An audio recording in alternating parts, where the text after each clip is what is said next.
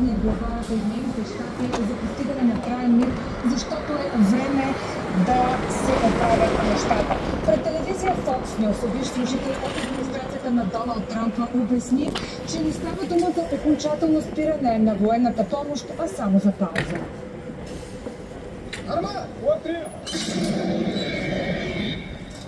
Според телевизия Bloomberg, цялата американска военна техника, която все още не е достигнала Украйна, ще бъде задържана.